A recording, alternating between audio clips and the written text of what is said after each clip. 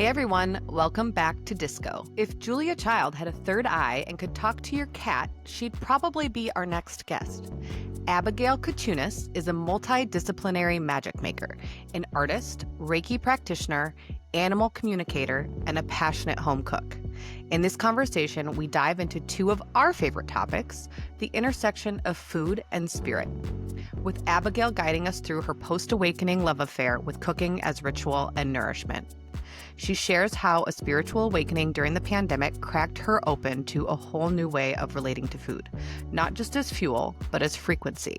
We talk chakras, sourcing, intuitive eating, emotional flavor, and what it really means to infuse love into every dish.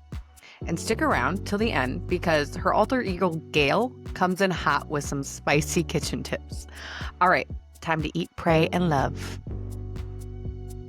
Disco, the podcast. Disco, the podcast.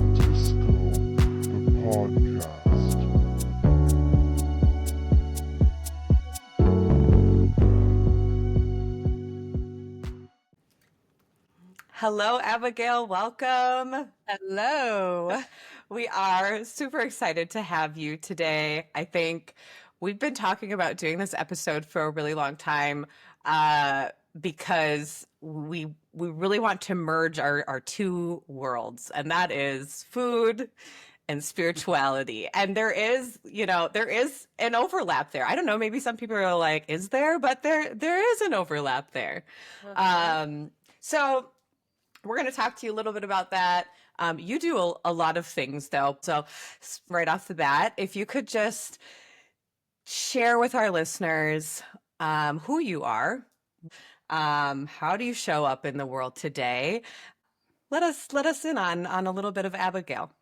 So, hi, I'm Abigail Kochunas. Last name sounds like a sneeze. I love that. That's his childhood. I'm a multidisciplinary artist. I'm a painter. I'm a writer. I'm an actor in no particular order. And I'm also an energy worker, and I do psychic work with people and animals, like animal communication, animal Reiki. And so primarily my life, the way it is now, is there's these two main things of, the spiritual work, the energy work, and that practice, and then my art. And I've been an artist my whole life. But then kind of in the background, moving alongside all of this, has been my love or obsession with food, which is why we're here. You've lived like 37 lives, it sounds like. And also, we've never had an actor on the podcast yet, so this is a first. When I Googled you, I saw like, is she an actor? Like, sure enough, yeah. Okay. But anyway, yeah. That's a winding road. So give us a little bit of the history. So I love to eat. I love food. For me, it's a very sensual experience because it's the flavor combination. It's the texture of the food in your mouth. It's visually, what does it look like? The colors, how does it smell? It hits all of your senses. And a good meal, when it's made with love, you feel that love. So that's the emotional element. So it really does hit all of our senses, our physical, our spiritual, our emotional. And so for whatever reason, maybe because I'm an Aries, that's what people tell me. I love food. I love to eat. I started cooking very, very young. I've always had a huge appetite. Haven't always eaten the healthiest. The teenage years with the Doritos was not the best, but We're still eating them over here. You live and you learn. And, I make a joke with people because I do have a thing for French fries and tortilla chips. So, we have our things, but 80-20, right?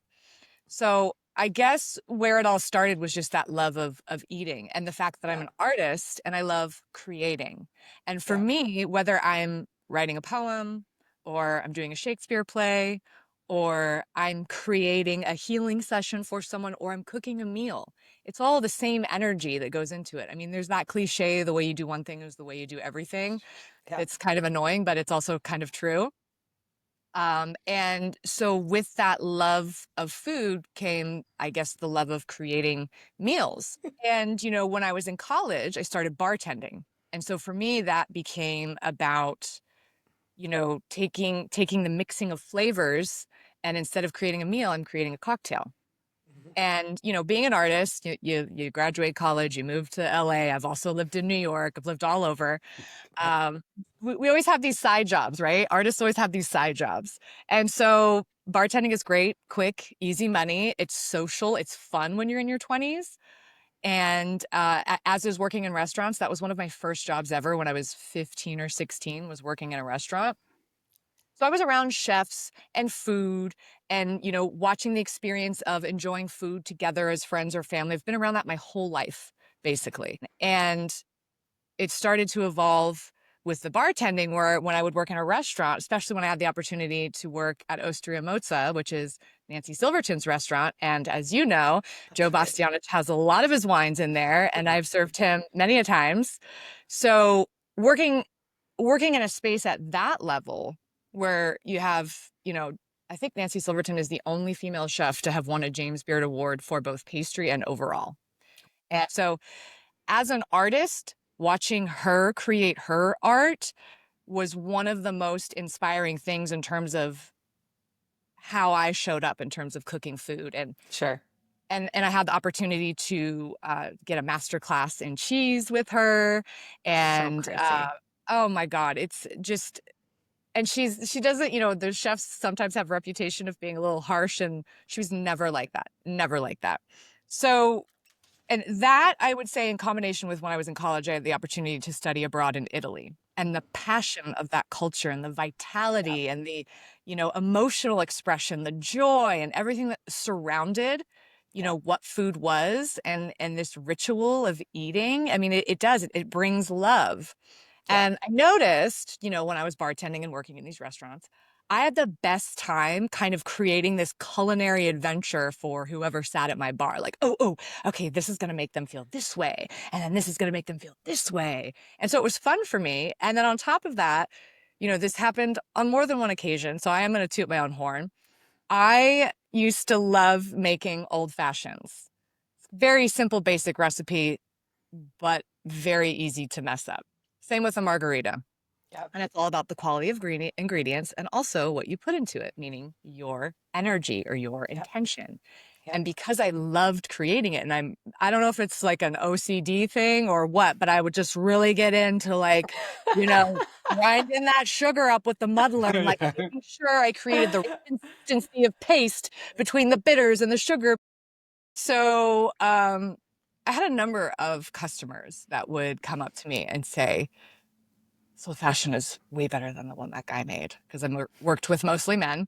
And I'd be like, they'd be like, "Well, like, how did you make it? What did you do?" And I said, "Honestly, I put love into it." And they'd be like, "Ha ha ha ha." And I'm like, "No, Actually, I'm being serious. I'm being right. dead serious." And the same thing goes with food. So it's like, while I'm over here being an artist, doing Shakespeare plays, auditioning, the whole thing, I'm also just living it up here, creating meals for my friends. I mean, during the pandemic, I would make big batches of food and I would drive it around to my friends. And I remember the first Christmas during the pandemic, I made Christmas cookies and decorated them, and I tied them up in little gift bags and I drove them around to all of my friends. So for me, it's like cooking and sharing food is an expression of love, an expression of gratitude, an expression of love for yourself. When you cook yourself a meal, it's a lot of those things. And so for me, when I got into the spiritual work, you know, when I had my spiritual awakening over the pandemic and I majorly shifted my life and left a very toxic situation, what started happening was I was changing the way I was eating. And I slowly began eating less and less meat because it didn't really appeal to me. I do occasionally eat meat now, so we've found a center point, a balance point. But it just shifted in the way I thought about food and where it comes from and the energy of the food that I'm eating.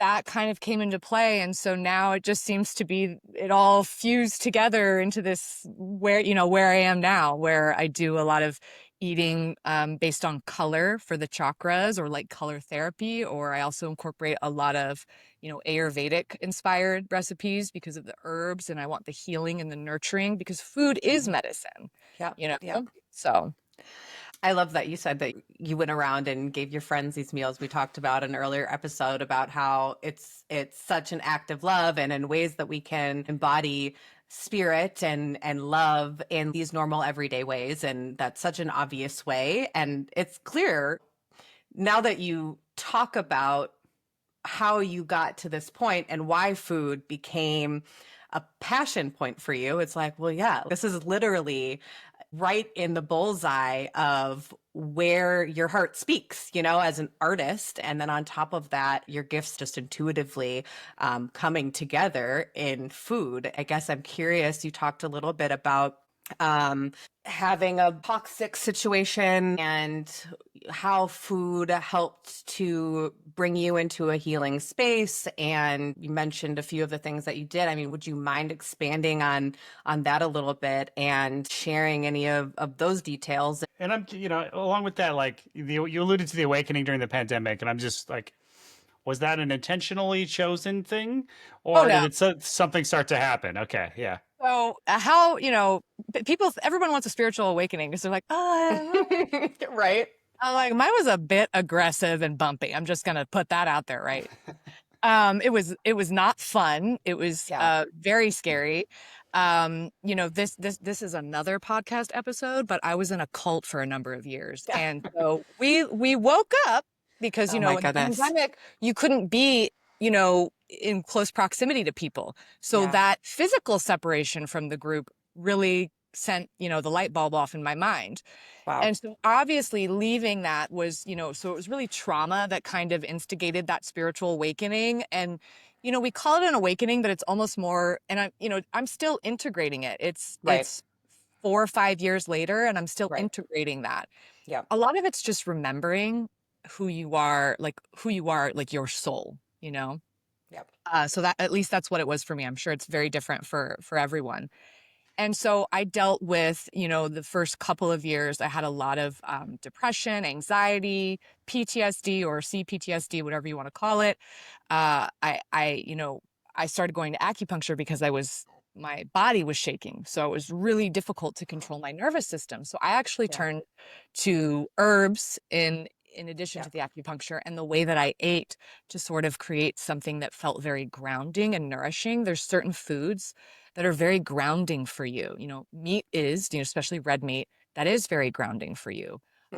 Mushrooms, anything that's of the earth is very grounding.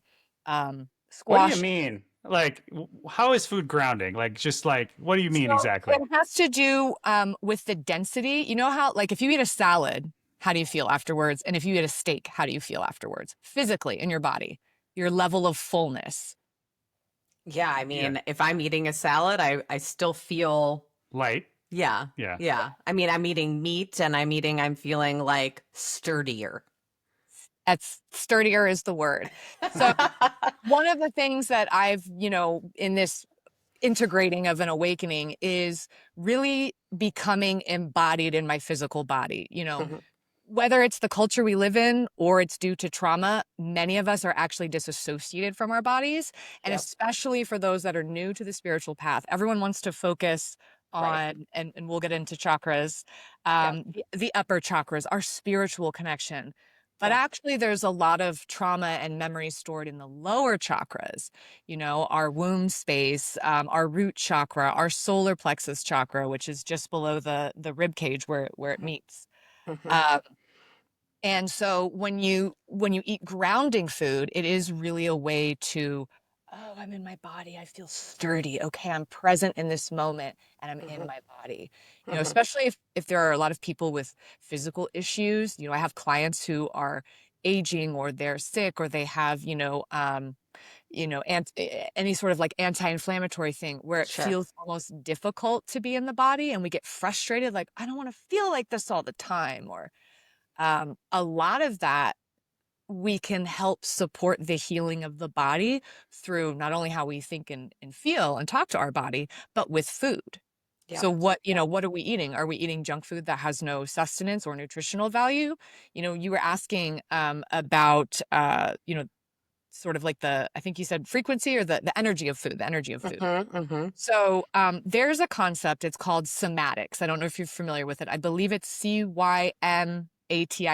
You can just YouTube it, where they place salt or sand on a plate and they set it to a certain frequency. And a lower frequency, if you just have this pile of sand, it creates this beautiful geometric structure.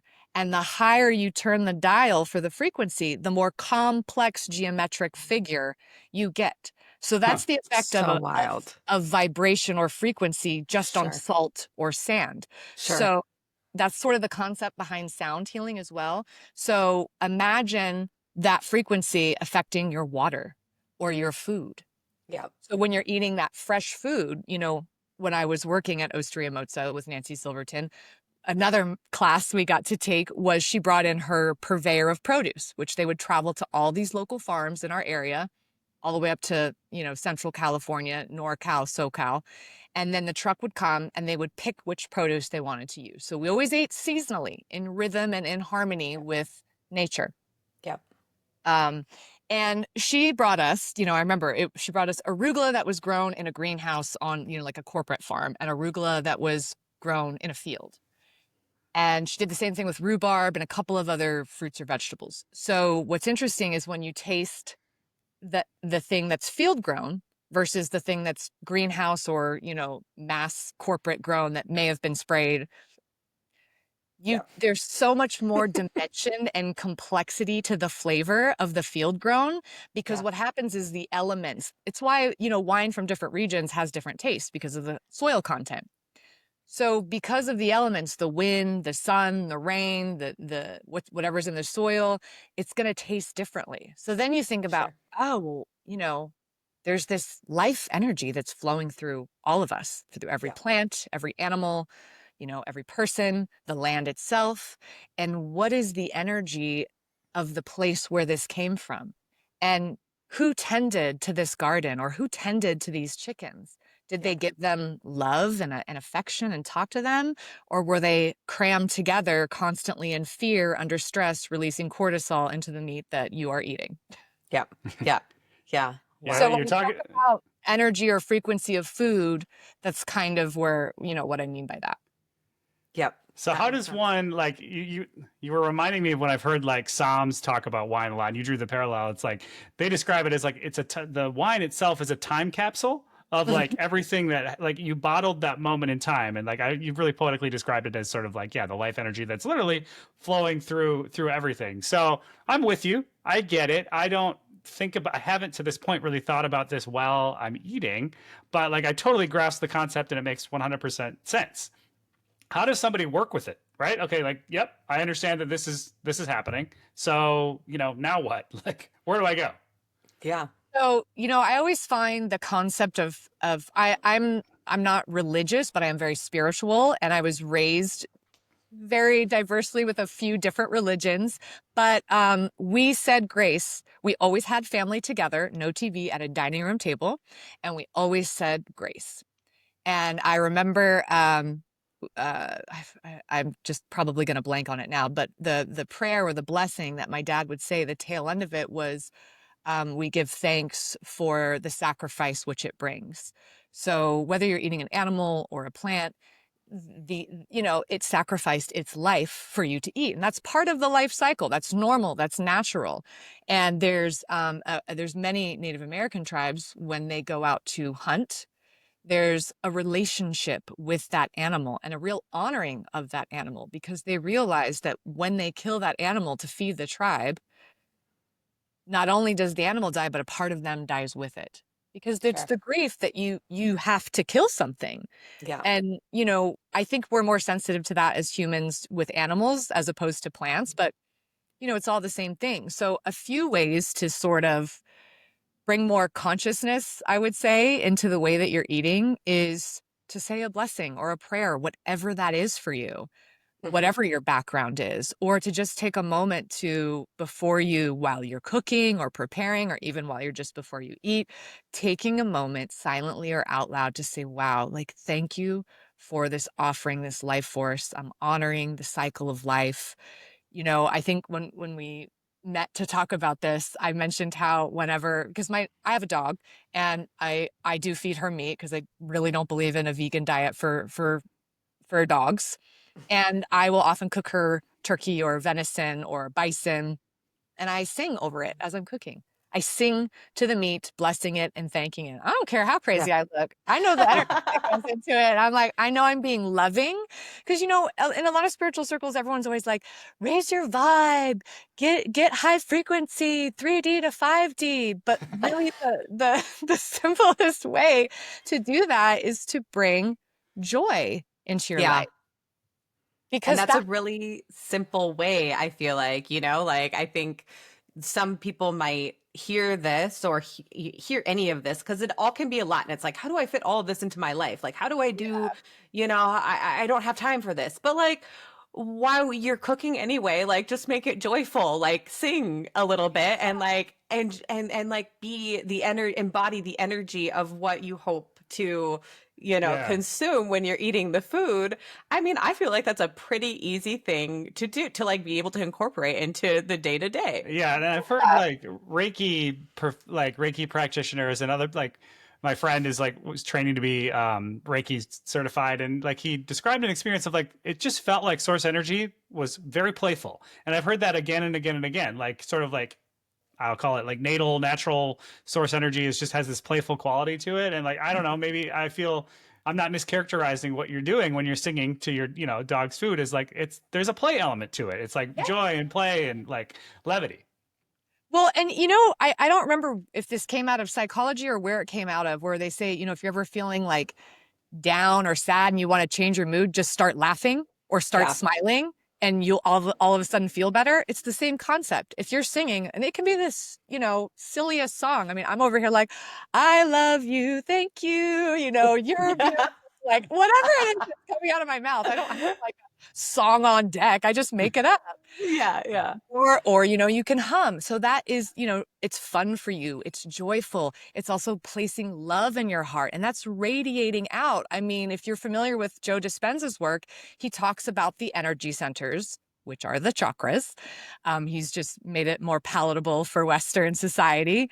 And he talks about how we all have this biomagnetic field around us. That's our aura, and it starts in the heart. And they have a whole institute where they do studies on the energy radiating from our hearts. Yeah. So it's just, a way to infuse your food with that frequency of love, if that makes sense. Yeah. So do you like get Starbucks? Like, I'm curious if you eat like quick food, and if so, what if my barista is like in a really bad mood and like, am I consuming this energy? Yeah. Or is there such a thing as like high vibe junk food? Like maybe something by Kraft or like Dino Nuggets. Like, can that ever?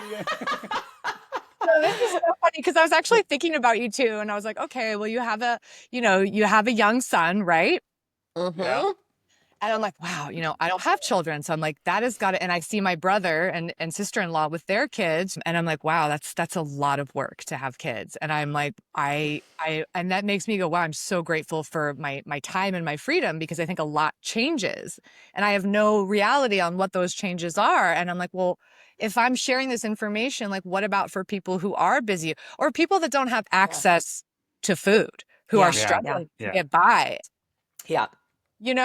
And so there are ways for wherever you are in life to work with it. I mean, speaking of food, anything that's in a can or preserved, there's less life force energy. So, because I do Reiki, I like to Reiki my food along with my blessing, because that sort of infuses that life force energy into it.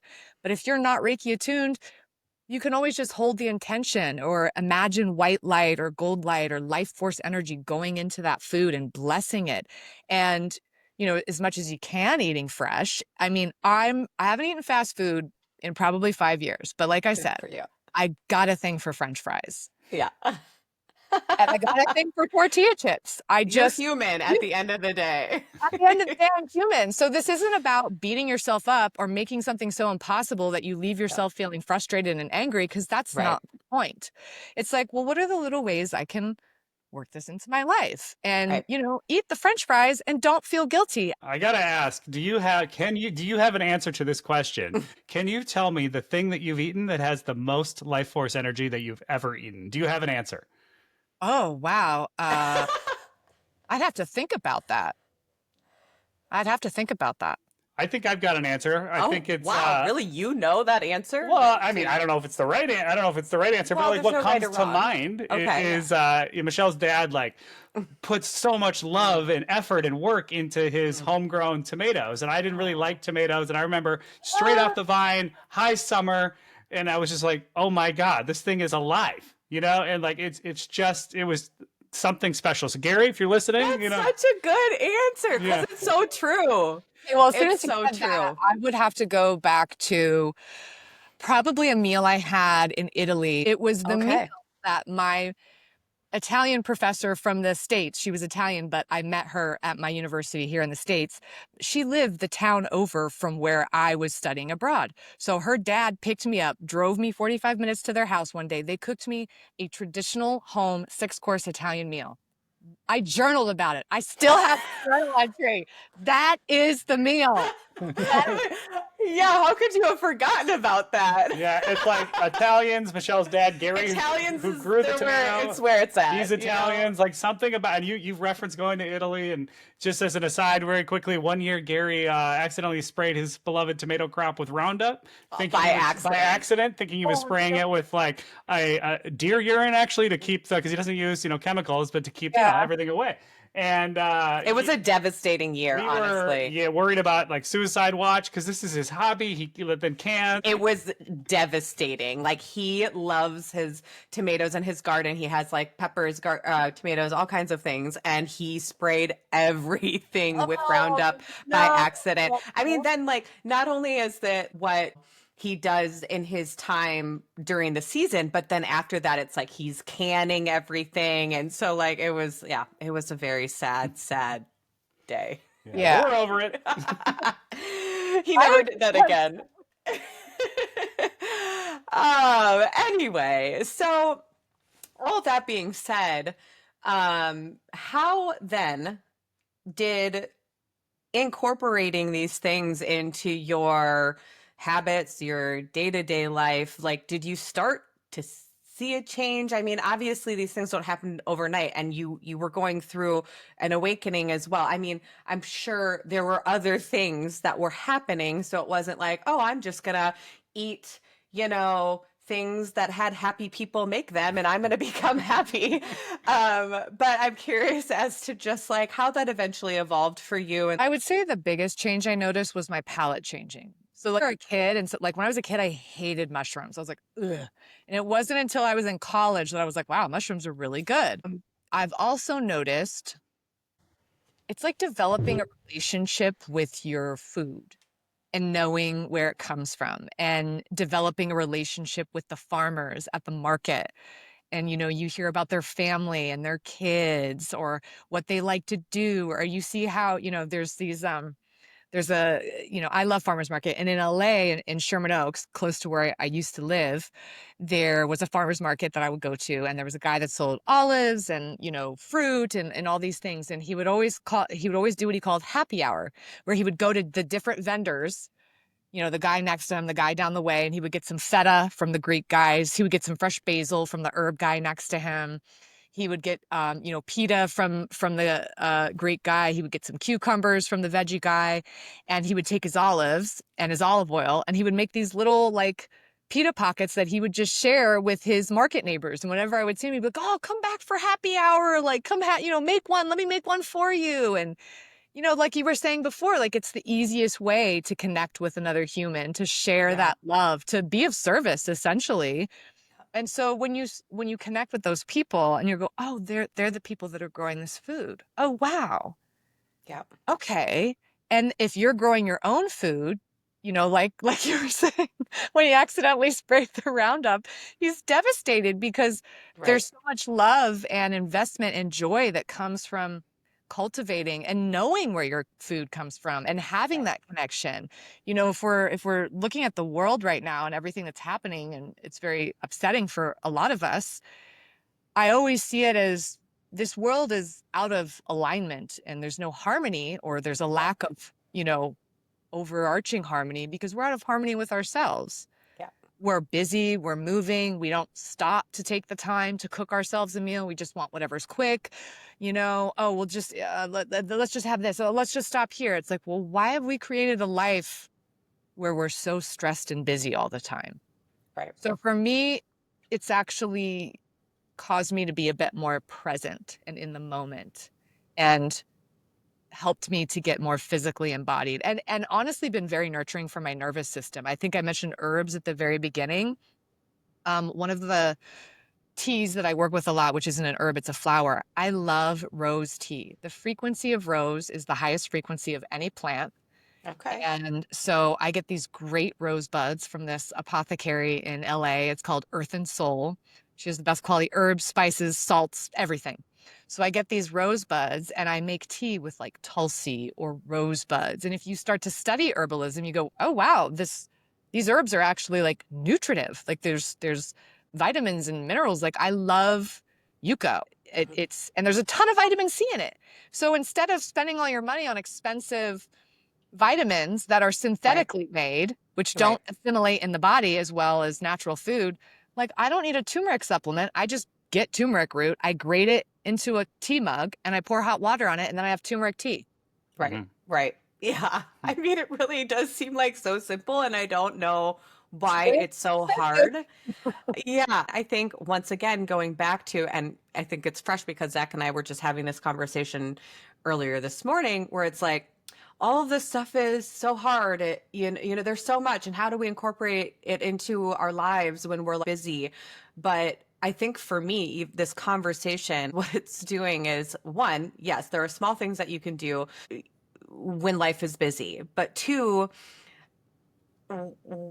why can we not prioritize these things? Like the conversation for me, what it's doing for me is confirming these things are worth taking the time to do. And I understand that, like, we have a child, like who screams himself, eat, eat, eat, and he wants it now. And I get that everything is, especially with kids, it's hard, like it is hard. You're busy, but I really believe it's like, after this conversation, I don't know how you can't listen to this and be like, oh, actually, it's worth it to take the time. And I don't feel like it's actually that much more time. We're giving our time to so many other things that are that we can just substitute for. Yeah. And it's ultimately, at the end of the day, like hugely worth it to do them. And I think it's just like where you ultimately choose to place your attention and effort and buy into a system. Like I'm a huge David Foster Wallace fan, and like his commencement speech, "This is Water," talks about like we all have to choose what to worship, and like if you don't, like you're gonna get eaten alive. And so it's like, I can get in my head about spirituality sometimes because like in my day job I do brand strategy, and it's like 1,000 anxieties being sold to us as 1,000 like new problems. We keep like turning the microscope on ever more minute problems that, hey, we've got a product to fix. And so it keeps you locked in this state of self-surveillance.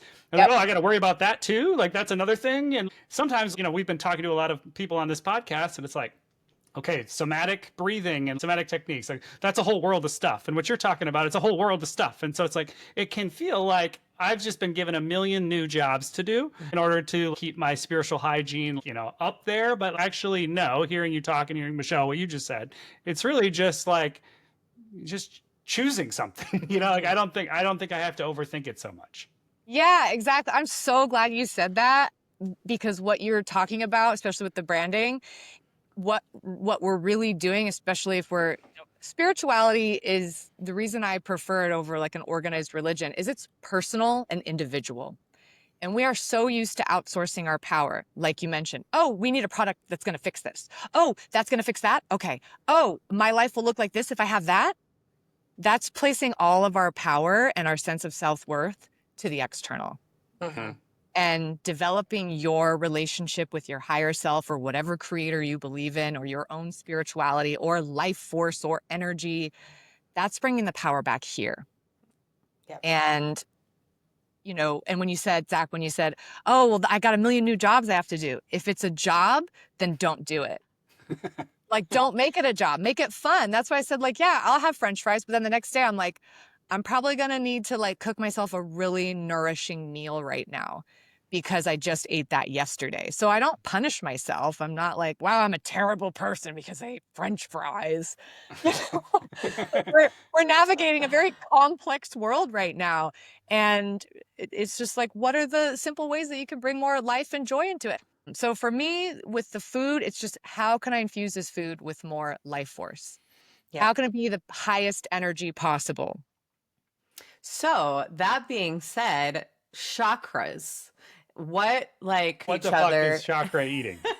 So, and also I guess initially, and we'll come back to this, we've got a little we'll do a fun little game later, love- but explain, I guess, for anybody that might like be just coming into this and having no idea, what are chakras, intro level?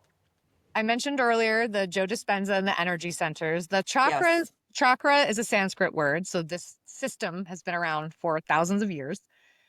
For vortex spinning wheel. So it's essentially a ball of energy. And we have way more than seven, but seven is kind of what the Western world focuses on. And each one is associated with a color. Now, technically, a chakra is associated with emotions, physical parts of our body and nerve centers. You know, the solar plexus chakra, which I'll lift up, it's right here, basically, if you're going to place it somewhere physically on the body, but actually it exists beyond the dimension of the physical body. It's a little more complicated. And it's associated with that plexus of nerves that sits there that's associated with the digestive system. So you have a crown chakra that's up here, just above the head. You have a third eye that sits kind of in here, but behind, if you were, envisioning it to be running through the center of your body along the spine. That's probably the easiest way. You have the heart chakra, which the heart chakra is sort of the integration point of your spiritual, energetic self, and then your physical selves. The throat chakra, you have the solar plexus, which I already mentioned, the sacral chakra, which is about 2 inches below the belly button.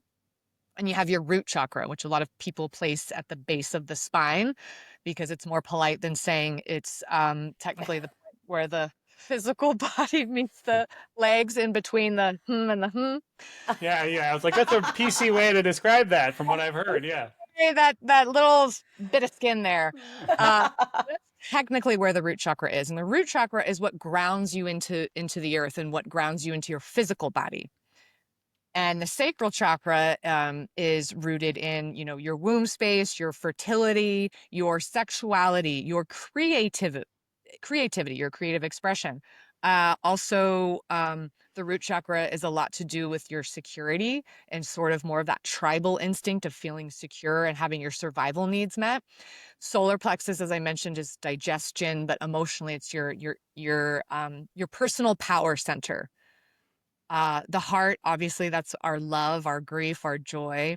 Our throat chakra is our vehicle to express what's happening in all of the other chakras. So whether that be through writing, speaking, singing, that's the throat chakra. The third eye, that's our intuition, our imagination, our intellect. And then our crown chakra, which is like up here, that's our connection to spirit or source or whatever creator that you believe in. That's why the heart's the integration point. So that's kind of the basics of the chakras. This is it can be purple, it can be white, it can be rainbow colored. Right here, third eye, that's going to be this really deep indigo or like maybe an amethyst color. The heart is usually seen as green or pink. Solar plexus is yellow or gold. The sacral is going to be that, this orange color. And then the root is going to be red or brown or black.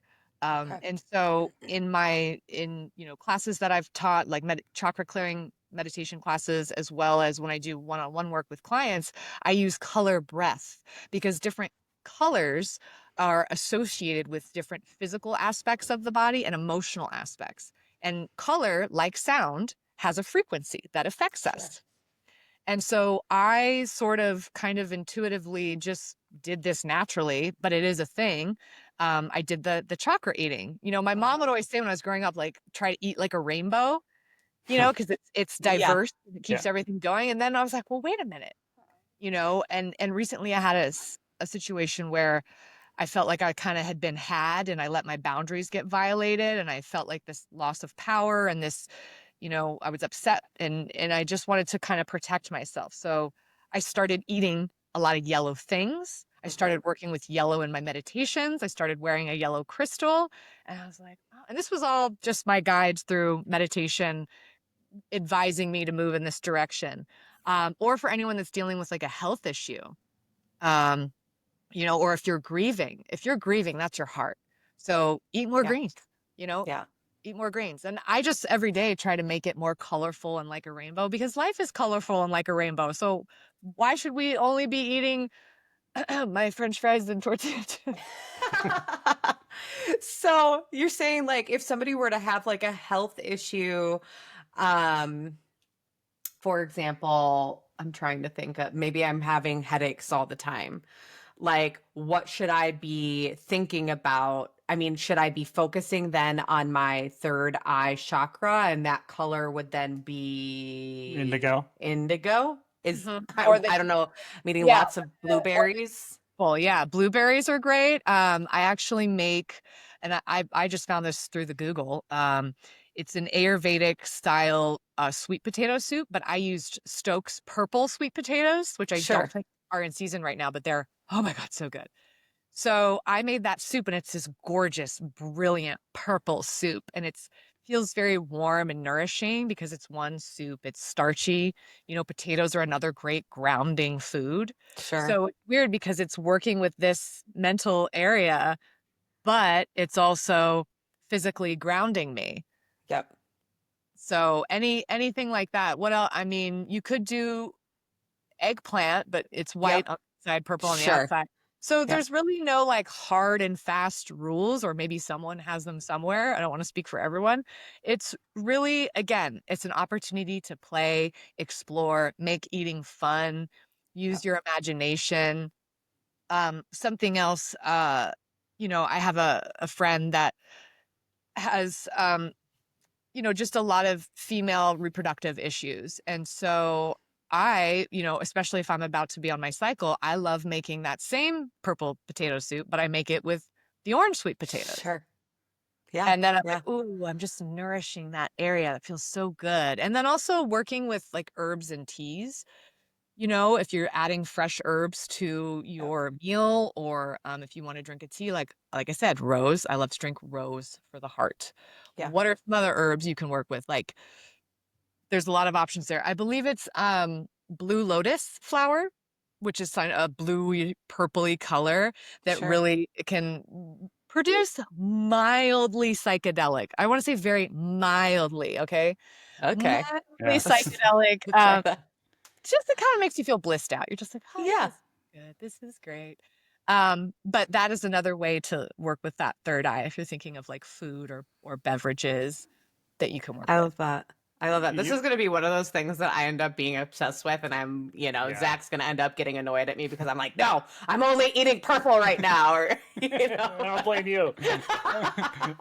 You mentioned earlier like chakra clearing, and like, how do I know if I need my chakras cleared? And like, what does energy just not like it dirty? Like energy's got to be clean and clear all the time. Like, Well, so with the chakras, they can be closed, they can be open, they can be overactive, they can be underactive. If something's underactive, there's typically maybe a little bit of a blockage in there, which can be caused by trauma, physical or emotional, just depends. Typically, it's gonna be on an energetic, emotional level first before it manifests physically in the body. So, just in terms of energy, but usually the only way to know if you have something cleared with your chakra, there's a couple of ways. If you are advanced enough in your own spiritual practice and meditation that you know how to muscle test to check if your chakras are open or closed, that's one way. Or going to a practitioner, any energy worker. It doesn't have to be just a Reiki practitioner. It could be just somebody who does psychic healing, or pranic healing. And another way, because the other energy system within our body are the meridians, which is Chinese medicine. So the meridians, if you were to look at it, it looks like the energetic circulatory or nervous system. It's all these lines kind of flowing up and down the body, and it's what your acupuncturist is delving into. They're checking your chi. So Chinese medicine, it's qi. In the Japanese culture with Reiki, it's ki. It's also called prana. It's all the same thing, life force energy. So, what acupuncture does is it's clearing any blockages in those meridians so that you have clear flowing qi, so that you're strong and vital. That's what it's about, is making sure the more life force energy you have, the more vitality, the more quickly your body is going to be able to heal itself, the more quickly and confidently you're going to be able to bring your emotional center into balance and find peace within chaos, or certainty or bravery or courage or whatever that is, and kind of live in, that state of fulfillment and inner peace, because happy and joy are things that, emotions, they fluctuate. Does that sort of answer that question a little better? Yeah, 100%. I was thinking about when I would do acupuncture, the system. He had a poster, and I would just, you're a captive audience. I would just stare and study that thing, and then he had like the all of the herb poster as well. So yeah. Yeah, I love acupuncture. I was getting it twice a week for PTSD symptoms for about a year and a half. It's game changing. Loved it. Loved it.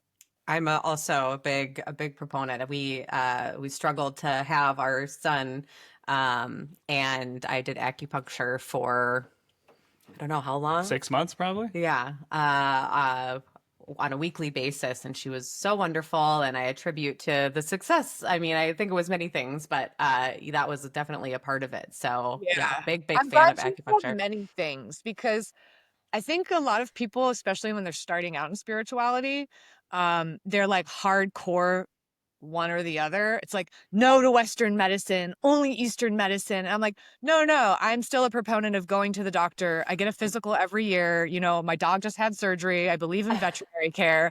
But Right. on top of that, you have all these Right. energetic ways to support you. That's what holistic means. Right.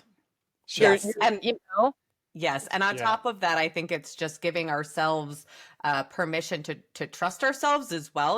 We have these professionals, of course, they're worth obviously listening to as well. But like, we all have our intuitive senses, and giving ourselves the power to say, I think that this is maybe the direction I need to go in. Like, that feels right for me, and tuning into that too. Like it's a combination of both things. You're working together. There was when was this? This was a couple years ago. I was having heart palpitations that were they were really scary. I went to the ER once, and I did all the tests, and they're like, oh, these are, I forget what they're called. There's like a acronym for it, but they're basically like a benign heart palpitation. And my dad said, oh yeah, I had them my whole life until I got, open heart surgery a couple years ago. And I was like, I don't want these for my whole life. And I asked the doctors, well, what causes this? We don't know. And I'm like, okay. And I said, well, he goes, you can, limit your caffeine intake. And I was like, okay. Lower your stress. I was like, okay. Thanks. I'm getting stressed out now. Yeah. Because my preferred form of meditation for myself personally is shamanic journeying, which is listening to a drum track and kind of going to either the underworld or the lower world, middle world, or upper world, and working with your animal spirit guides or your other spirit guides. And in one of these meditations, they showed me this little like white vitamin. And I just got the instinct that I was like, oh, magnesium? Okay. And it was like a specific form. And a couple of days later, I was shopping at the grocery store, and I'm talking to this guy in the supplement aisle, and I'm like, oh yeah, blah, blah. And I just kind of glance over, and I see this bottle that's like magnesium. I think it was maybe glycinate or something. Yeah. Maybe. I forget which form it was. And I said, oh, what does that do? And he goes, oh, that's actually really good for cardiovascular health and supporting the heart. And I went, does it help with heart palpitations? He goes, yeah. And I was like, wow, okay. So that was just one example of where, yes, I still was approaching it through Western medicine, but also like, what intuitively or, do my guides have to say about this? And it worked out.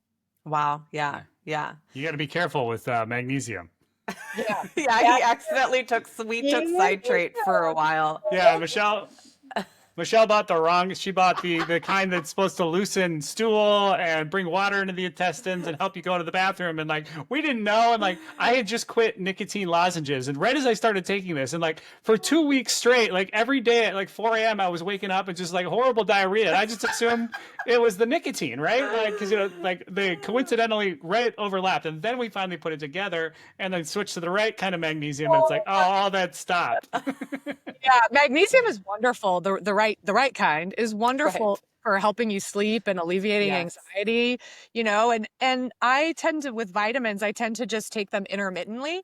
So I don't think, because I don't eat a lot of meat, I do, kind of go off and on vitamin D. So, you just find a way to make it all work. Yes. Yes. Yeah, I've Read the label so you don't buy the wrong magnesium. I know. Honestly, it was so funny. We were like, oh, that's what's going on here. yeah, then it was just funny. Yeah. Like, are we sick? Like, what's going on? The funny thing is I was going to say, like, I love that this is where we're going with this, but I'm typically run constipated. So for me, it was like, this is great. Like, I'm feeling good. Free and light. Right. Oh my goodness. I think I've appreciated this conversation because something that I'm wrestling with right now, just like it comes from work, but like I can just feel that more and more people, I won't call it awakening, but I will call it feeling either left behind or let down by expertise, institutions, sort of like the structure of society as it has been for, essentially the Enlightenment and the modernity, all of that. I can feel that we're on the precipice of whatever comes next, and I'm calling that, rather than rationally led, emotionally led, intuitively led. And like, I was having a debate with somebody about this, and she's having a hard time grasping like what an emotionally led institution would look like. Like, I don't know, right? Like, I think that was the point of a rational institution, was that it was universal and it covered everything. But I just feel like more and more of us are, to your point, tuning into a personal source of authority, right? And your own inner compass.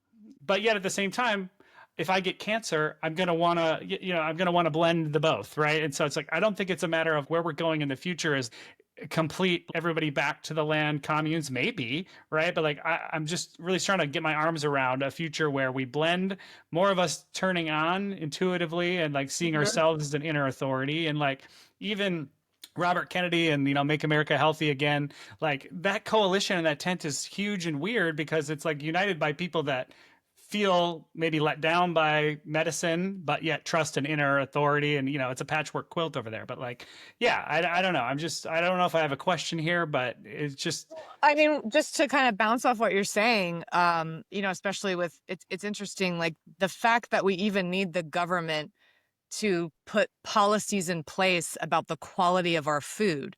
Like that in itself is like, what are we doing? Yeah. You know what I mean? And in terms of like, the inner authority and blending the two, I will say this, because I shared this with, some other energy practitioners recently. They keep calling it alternative medicine, but it's not alternative. It's the original medicine. It is what we used before modern medicine came along. And every, Tylenol or aspirin or all of these things, even like, like LSD, they're all, all plants, everything is made of chemical compounds, right? We're all made of molecules and, there's the table of elements, all those things. So we're all made up of the same thing, right? So if you're looking at modern medicine, it's just a synthetic version of a chemical compound that was already found in plants. And anyone that studies herbalism knows this. And that's why, with a lot of herbalism tinctures or teas, they'll say, like, please consult your doctor. Like, for example, I like to drink mugwort tea because it stimulates lucid dreaming. Are you drinking tea all day long? I really do love tea. But mugwort tea can stimulate labor. So, you have to be educated and conscious and aware. And, people spend all this time going to grocery stores, reading labels, they're concerned about the ingredients. Well, it's like, on the other side of that, start exploring herbalism, start exploring the other aspects of, what are all the vitamins that are in a fresh tomato? What are all the minerals that are in that? Like, start looking into that instead of just relying on a social media influencer to go buy my vitamins or do this recipe that I made, or you know, Yeah. you kind of Right. get where I'm going with that. I lost my. I want to start going on a tangent. No, it makes total sense to me, and I think that's the way that we are going. I think it's slowly happening, but I really do think that you're seeing more and more of that mindset start to take shape. And part of the reason, once again, we're having these conversations is to inform and hopefully make somebody go, oh yeah, that makes total sense. I'm gonna take something from that. Yeah. So I love where this conversation has gone, by the way, because I didn't necessarily expect it to come here. Not that it's totally off base Yeah, where I we went started, rogue. but I'm like sorry. I love it. No, I think that it's so great. Okay, well, on the topic of chakras, I know we just learned about chakras, but we're gonna do a fun little speed round of questions that were generated by ChatGPT. Sometimes the questions are weird, and sometimes they're great, sometimes they're not. But we didn't write them. We have to But we did caveat. not write them. I had no hand in this. Not us. Yeah. So we're going to ask you one question per chakra, so 7 questions total, and you are going to respond as though you are the chakra, how you believe the chakra Would respond. Yeah. respond. I'm going to ask you the question, but I'm not asking Abigail the question. I'm asking the chakra the question, and you Got respond in the character of the chakra. Okay, I love this. This is also like an acting exercise too. Yes, I was just saying you're the perfect person for this. Is like, I don't know if you want to like infuse some personality into that chakra based on however you feel like. Yeah. No pressure. No pressure. All right. Okay. AI chakra speed round. Here we go. We'll start with the root chakra. We'll work our way up, as is tradition, I assume. The root chakra represents safety and survival. So, when you finally feel seen and safe, what kind of party do you throw in the body? Pizza party. I don't know why that's so funny to me. That was great. It's just really good. All right, next question. Sacral chakra. Sacral chakra represents pleasure, creativity, and emotions. It's orange. Who have we creatively ghosted that you want us to text back? So who we as humanity? Or Uh-huh. we? I don't know, you picked this one. I don't know. I'm just asking you to clarify for the listeners. Like, who do I personally, or like say Yeah. this? No. So who have we as a As a human humanity? species, yeah. Who have we creatively ghosted that you want us to text back? Oh my goodness. Who or what? Who or what? Yeah, Oh it doesn't have to be like a person. Okay, well, surrealist art. There's the movement of surrealist art. Okay. Solar chakra represents confidence and personal power. So imposter syndrome, it's a buzzy word right now, but for a reason. A lot of people struggle with it and feel it. So what kind of pep talk would you give us to help us overcome it? Can I curse on this show? We have been. Fuck yeah. You are a motherfucking superstar. Yes.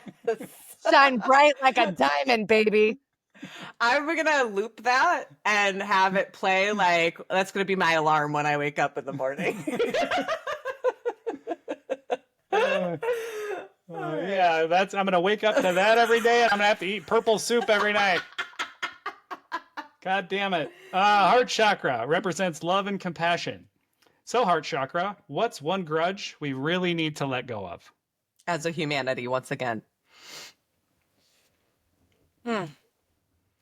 Hatred. Yeah. Amen. Throat chakra represents communication and truth. Throat chakra, what's the lie we, as humanity, keep swallowing that you're begging us to spit out? That we are all separate and divided and different when we're actually just all one, and we all came from the same place, and we're all just different tentacles on the arms of the octopus, but we're all part of the same whole. Yeah, love it. We're all the universe experiencing ourselves Yes. itself. Okay, third eye chakra represents intuition and insight. What's your favorite way to send us signs that we totally miss? Oh man. Oh gosh. Wow, I'm really great at this speed round. You're doing Um, awesome.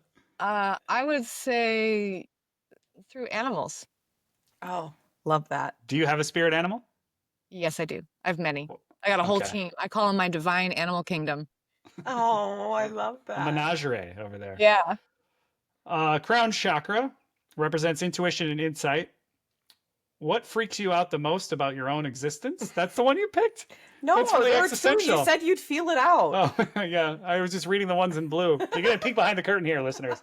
Okay. All right, crown chakra. What food helps you feel like a clear signal instead of static? Ooh. Hibiscus tea makes me feel like a clear signal, even though it's red. And any sort of vegetable. Love it. Nice.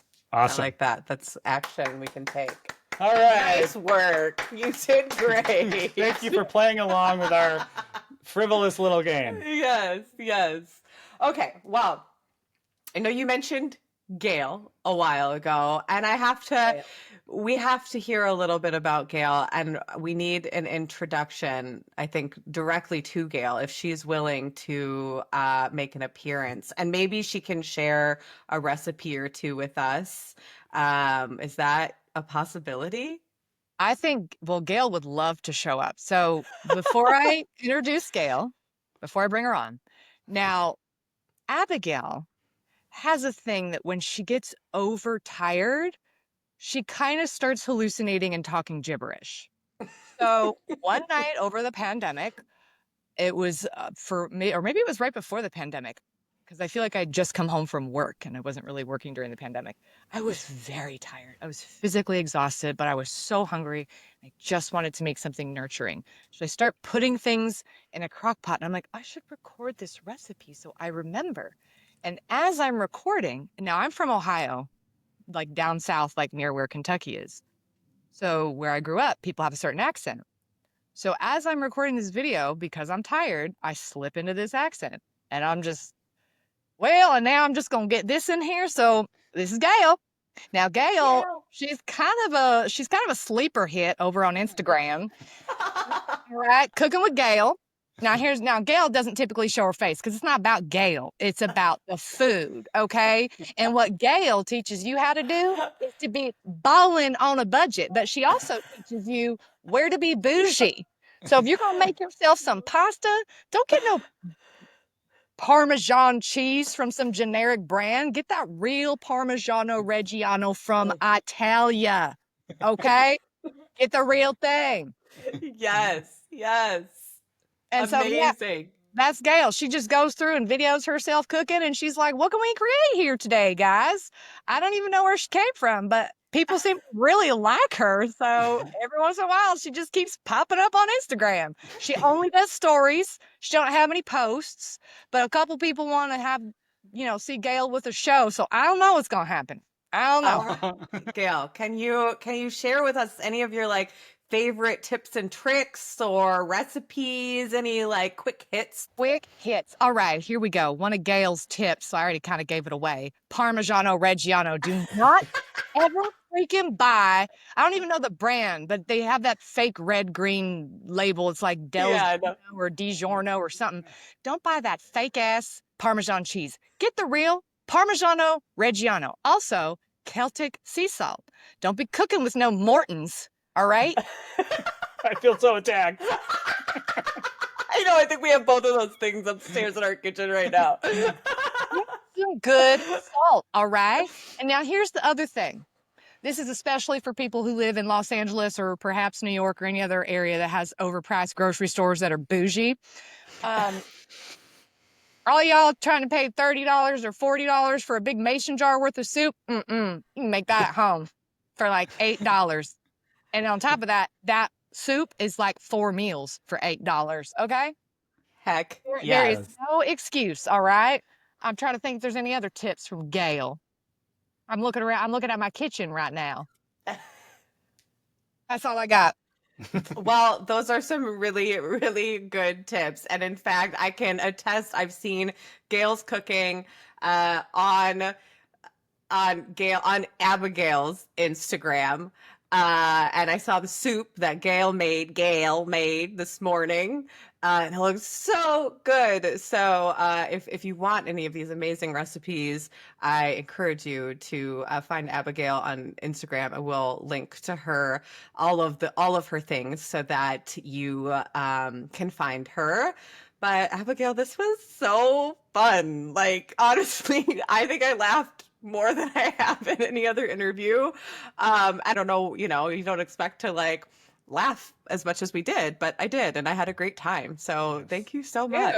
Thank you guys. I kind of have been sleeping on the food thing despite it being such a prominent theme in my life, my whole life. I forget about it. So thank you for kind of putting the two together for me and the opportunity to share all this with you guys. Yes, absolutely. 100. Yeah, you were a perfect person to have this food spirituality crossover conversation. I feel motivated to perhaps crack the door open and change my habits, Wow. And that's for me saying a lot. It is saying a lot. And yeah, you just have a way of describing these things that make it seem so duh, like the does, and why aren't you, it's just, yeah. So kudos to you for coming on and sharing how you go about your life. And I think a lot of listeners will find it inspiring. And I have to say, I told you this before we hit record, but after I saw the first episode of this season of MasterChef, I was like, oh, excuse me. Really, like I said, I don't even eat. I don't want to spoil it for anyone who doesn't watch, but the first dish you cooked, I was like, oh. Tune in. Yeah, tune in. Wednesday nights on Fox. Or Hulu the next day. Yeah. Fly across the country to have you guys cook for me. Yeah, we'll do a collaboration with Gail. I would love that. Honestly, that would be so fun. Oh my God, that would be so fun. I feel like you guys are way better chefs than me or Gail, but I don't know. I will be doing a cookbook though. That's happening. All right. We're holding you to it. Yeah, cookbook show. We will keep watching, and hopefully our paths cross in person sometime in the future. So, yeah. Awesome. Thank you, Abigail. We appreciate it so much. We will talk to you soon. Disco, the podcast. Disco, the podcast.